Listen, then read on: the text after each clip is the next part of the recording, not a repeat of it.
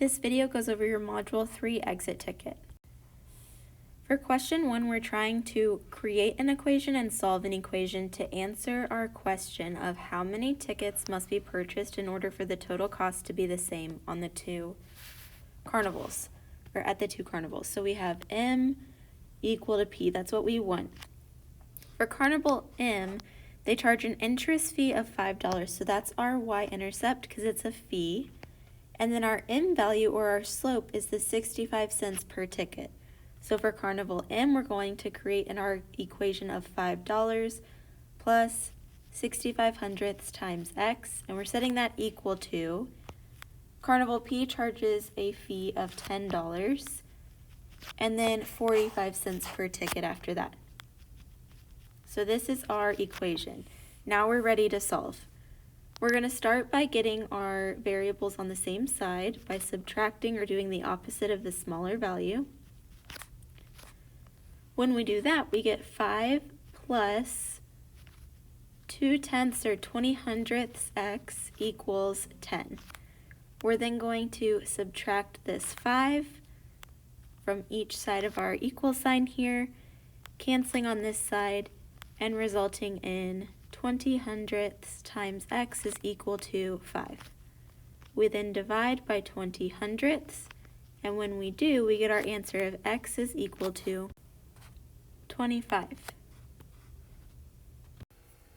Question 2 gives us a situation, and we need to write the equation and then solve to find our correct answer choice. So in this situation, we have two runners of the Education Foundation Online Fun Run, and we're comparing their speeds. So we want to know, after how many weeks will the two have run the same total distance? Because we're looking for the same, we want Lauren to be equal to Allie.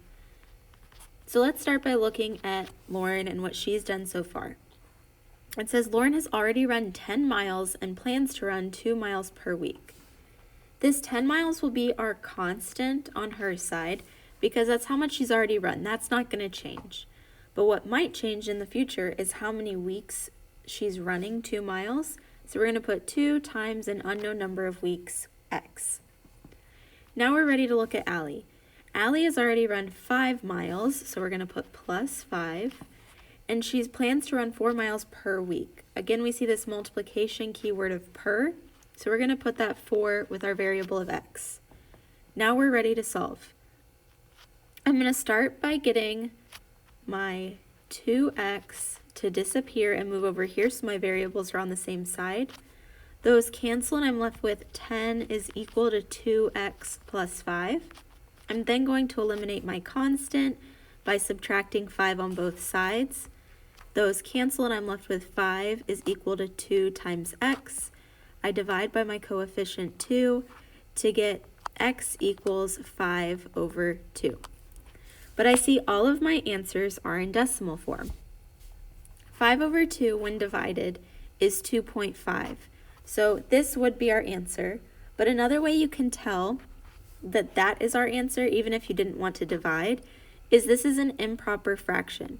So our numerator is greater than the denominator, and that means we would have at least some sort of whole number. So that would eliminate all of these because they're all less than 1.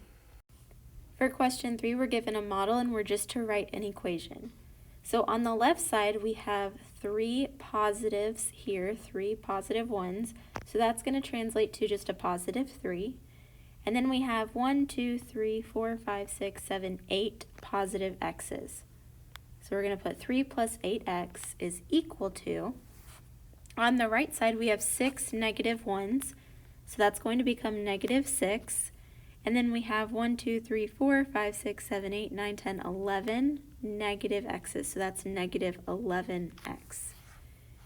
This model matches answer choice D's equation. Question 4 gives us an equation and we're helping Ashley solve it by telling her what her first step would be. Our first step is going to be to get our variables on the same side, which would require us to either subtract 400 or subtract 200x from both sides. That means that from our answer choices, this would be the correct answer because it's the only one that gets us started by getting our variables on the same side of the equal sign. For question 5, we're trying to answer the question of how long will it take for Sarah and Marcia to have the same amount of water in their pools. We're going to start by finding the different pieces of information for Sarah and Marcia and then set them equal to each other. Sarah starts with 5 gallons in her pool, so that is her B value, and she's filling it at a rate of 3 gallons per hour. That's her M value. So that means for Sarah, we're going to write 3x plus 5, and that's going to be set equal to Marcia's information. She starts with 7 gallons, so that's our y-intercept, and fills her pool at the same rate as Sarah.